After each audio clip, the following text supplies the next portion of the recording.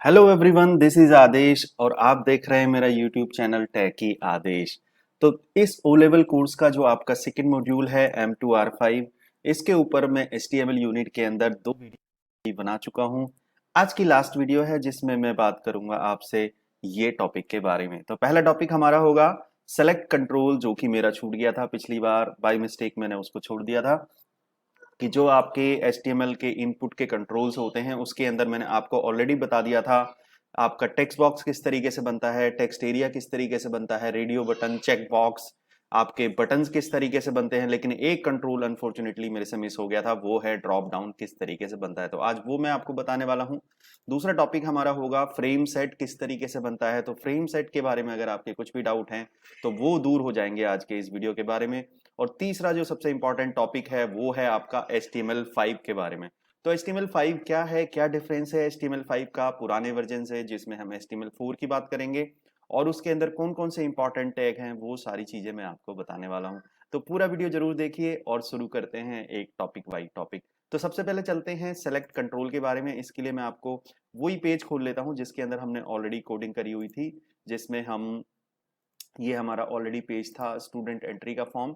इसमें मैं आपको ड्रॉप डाउन का लिस्ट बना के दिखा देता हूँ। तो सपोज हमारे पास ये एड्रेस का जो फील्ड है, इसके नीचे मैं आपको एक ड्रॉप डाउन लिस्ट बना के दिखाता हूँ। तो ड्रॉप डाउन लिस्ट हम कब यूज करते हैं? फॉर एग्जाम्पल, जब आपको मल्टीपल वैल्यूज में से कोई एक वैल्यू सेलेक्ट करनी होती है with the help of the drop down list. जैसे आपने देखा होगा कोर्स है या कहीं पर सिटी के नाम सेलेक्ट करने हैं, वहां पर हमारा ड्रॉप डाउन यूज होता है। तो किस तरीके से होता है देखिए। उसके लिए सबसे पहले आपको लेवल में जो लिखना है वो एज इट इज लिख दीजिए। उसके बाद आप कंट्रोल बनाएंगे एक सेलेक्ट, और उस कंट्रोल को कोडिंग में किस तरीके से रेफर करना है उसके लिए आप लिख देते हैं नेम। तो नेम में मैंने यहाँ पे सपोज दे दिया कोर्स नेम। और अगर आपको आईडी वगैरह रखनी है तो आप वो भी रख सकते हो। ये सेलेक्ट आपका रख दिया। इसके बाद ये सेलेक्ट आपका बन जाएगा, लेकिन इस सेलेक्ट पे जो आपके एलिमेंट आते हैं वो किस तरीके से आते हैं उसके लिए आपको लिखना पड़ता है, एक टैग लगाना पड़ता है आपको, ऑप्शन। तो ऑप्शन किस तरीके से लगाते हैं देखिए। ऑप्शन यहाँ पे लिख देते हैं वैल्यू इज इक्वल टू, जैसे मैं चाहता हूँ ओ लेवल, ये मेरी वैल्यू है। अगर इसको सेलेक्ट करेगा यूजर पहले वाले ऑप्शन को तो उसको मिलेगा ओ लेवल। उसको जो डिस्प्ले होगा वो ये डिस्प्ले होगा जो मैंने यहाँ पे लगाया है। इसी तरीके से आप मल्टीपल ऑप्शन बना सकते हैं। जैसे मैं एक और ऑप्शन बना लेता हूँ, option value is equal to, suppose मैंने यहाँ पे ले लिया ए लेवल। ए लेवल ये मेरी वैल्यू है, यानी सेलेक्ट होने पे ये मुझे मिलेगा। और जो डिस्प्ले होगा वो होगा ये ए लेवल। तो आप डिस्प्ले में और जो वैल्यू है दोनों में अलग अलग वैल्यूज आप रख सकते हो। जैसे आप देखिए इसमें आपको गैप भी दिख रहा है और यहाँ पर आपको जो वैल्यूज हैं उसमें कोई गैप नहीं दिख रहा। तो ये मेरी चॉइस है कि मैं दोनों को सेम रखूं या फिर दोनों को अलग अलग रखूं। तो आई होप कि ये अब आपको कोडिंग वाइज समझ आ गया होगा। इसकी आउटपुट किस तरीके से दिखेगी वो मैं आपको बता देता हूँ। तो चलिए मैं इस पेज को करता हूँ रिफ्रेश, यहाँ से इसको खोल लेता हूँ इस पेज को फिर से, स्टूडेंट एंट्री, और मैंने यहाँ पर इसको क्लिक करके ओपन किया पेज को। अब आप देख रहे होंगे कि एक कोर्स का एक फील्ड बन चुका है। इसमें ये ओ लेवल का फील्ड नहीं आया, तो हमारा जो कोर्स नेम था यहाँ पर हमारे डबल कोट्स क्लोज होने रह गए थे। तो वो मैं दोबारा से रिफ्रेश करता हूँ पेज को। अब आप देखोगे तो ड्रॉप डाउन के ऊपर दो एलिमेंट ऐड हो चुके हैं, और ए लेवल। अब आपको एक और एलिमेंट अगर ऐड करना है तो आपको जस्ट क्या करना है, आपको यहाँ पर ऑप्शन क्रिएट कर देने हैं। तो ये होता है तरीका आपका ड्रॉप डाउन बनाने का। तो पहला टॉपिक मैंने आपको बताया कि हम ड्रॉप डाउन किस तरीके से बनाते हैं। दूसरे टॉपिक में मैं आपसे बात करूंगा कि हम जो फ्रेम सेट है वो किस तरीके से बनाते हैं। तो उसके लिए मैं क्या करता हूं, एक नई फाइल। तो फ्रेम सेट बनाने के लिए मैं एक नई फाइल ले लेता हूं। मैं यहाँ पे क्लिक करता हूं, यहाँ पर देखिए मैं लिखना स्टार्ट करूंगा HTML। और फ्रेम सेट पहले बता देता हूं आपको यूज किस लिए होता है। फ्रेम सेट का मतलब है आपको अपने वेब पेज को अगर मल्टीपल पार्ट्स में डिवाइड करना है तो आप उसके लिए फ्रेम सेट का यूज कर सकते हो। फ्रेम सेट का मतलब हो गया आप अपने पेज को कॉलम्स में या फिर रो में डिवाइड कर रहे हो, तो वो काम आप कर सकते हो with the help of the frame set. किस तरीके से करेंगे इसके लिए मैं बताता हूं कि आपको पहले टैग लगाना पड़ेगा फ्रेम सेट। उसके बाद अगर आप रोज में डिवाइड करना चाहते हो तो रोज में लिख सकते हो, या कॉलम में डिवाइड करना चाहते हो तो कॉलम में लगा सकते हो। जैसे फॉर एग्जांपल मैं चाहता हूं कॉलम्स में डिवाइड करना, और यहाँ पर कितने परसेंट में करना चाहता हूं वो मैं यहाँ पे दे देता हूँ 40%, 60% suppose.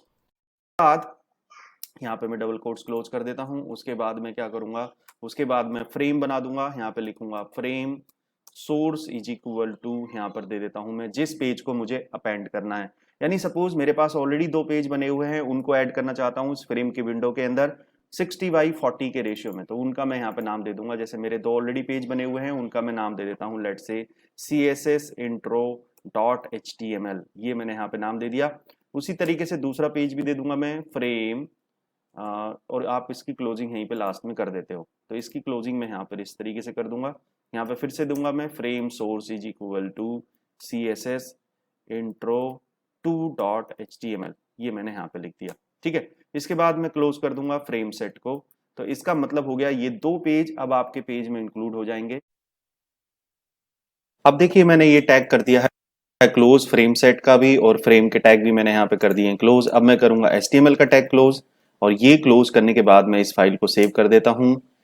Let's say frame set example.html, ये मैंने इस फाइल को नाम दे दिया HTML, ये मेरा नाम हो गया। अब इस फाइल को ओपन करते हैं, देखिए किस तरीके से हमें आउटपुट मिलेगी। मैं इसको क्लिक करता हूँ, राइट क्लिक, ओपन विद, और अब आप देख पा रहे होंगे कि ये 2 पेज ऐड हो गए इस सिंगल पेज के अंदर। तो ये मैंने कॉलम में डिवाइड किए थे 40% एंड 60% के रेशियो में, तो ये हो गए हैं आपके इस फाइल के अंदर ऐड। अगर आप चाहते हो कि रोज में डिवाइड करना, तो जहां पर मैंने लिखा था कॉलम से इज इक्वल टू जो परसेंटेज दी थी वो आप रोज में दे दीजिए, रोज इक्वल टू आपके डिवाइड हो जाएंगे रो की फॉर्म में। यहाँ पर आप रोज दे दीजिए, जैसे मैं यहाँ पे आपको लिख के दिखा देता हूँ, कॉल से इक्वल टू की जगह मैं लिख देता हूँ suppose rows is equal to, और फिर मैं यहाँ पर, अब देखिए अब रो वाइज ये डिवाइड हो गए, 40% का रेशियो ऊपर है और नीचे फिर ये 60% का रेशियो है। तो ये होता है फ्रेम सेट का तरीका, जो कि यूज होता था पहले काफी, लेकिन अब नहीं होता। HTML5 में ये ऑब्सोल्यूट हो चुका है, तो अब ये यूज नहीं होता, बट फिर भी आपके सिलेबस में था तो मैंने एग्जाम्पल आपको करके दिखा दिया। आई होप कि आप इसी तरीके से इस एग्जाम्पल को ट्राई आउट करोगे तो आपको समझ आ जाएगा, आपके डाउट दूर हो जाएंगे। अब चलते हैं नेक्स्ट टॉपिक की तरफ, जिसमें बात करेंगे HTML5 के बारे में। तो सबसे पहले देख लेते हैं कि HTML5 बेसिकली होता क्या है।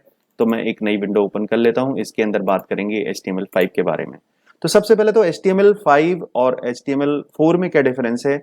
HTML5 एक नया वर्जन है, लेटेस्ट वर्जन है HTML का, जो कि इंट्रोड्यूस हुआ W3C कम्युनिटी द्वारा, जो कि आपको डेवलपर को, यूजर को, एसईओ सर्च इंजन को देता है एक नीट एंड क्लीन अप्रोच। इसके अंदर कुछ नए टैग आए और पुराने कुछ टैग ऑब्सोल्यूट हो गए, यानी कुछ टैग तो अभी कुछ काम करते हैं, कुछ बिल्कुल भी काम नहीं करते। जैसे फॉर एग्जांपल मैं आपसे बोलूं तो अगर आप ट्राई आउट करोगे डिव टैग और डिव के साथ आप स्टाइल में लगाओगे हाइट डिव की, तो वो काम नहीं करेगा। आप खुद से उसको ट्राई आउट करके देख सकते हैं। तो ये जो HTML5 के कंट्रोल होते हैं ये एसईओ फ्रेंडली होते हैं। जैसे कि फॉर एग्जांपल पहले हम डिव का यूज करते थे HTML में, लेकिन अब हम किसका यूज कर सकते हैं, उसके लिए अलग अलग कई सारे टैग बना दिए गए, जैसे हेडर, फुटर, नेव टैग, एसाइड, सेक्शन, ये कई सारे टैग अब हैं जो कि हम आज बात करने वाले हैं। तो सबसे पहले बात करते हैं कि HTML5 कैसे पता चलता है कि जो आपका कंट्रोल है, जो आपका पेज है वो HTML5 में है। उसके लिए आपको लिखना होता है डॉक टाइप HTML। अगर आपने ये लिख दिया, इसका मतलब अब आपका पेज जो है वो HTML5 के अंदर बनेगा। तो हम किस तरीके से करेंगे, अब मेरा HTML, उसके बाद मैं हेड लगा देता हूं, उसके बाद इसके अंदर मैं कुछ भी टाइटल वगैरह लगा देता हूं। Let's say title this is HTML5 example page, ये मैंने यहाँ पे लिख दिया एग्जाम्पल पेज, राइट। इसके बाद हम करते हैं शुरुआत अपने टैग की। ये मेरा हेड क्लोज हो गया, अब मेरी शुरू हो गई बॉडी, और बॉडी के अंदर मैं कुछ लगाऊंगा HTML5 के टैग।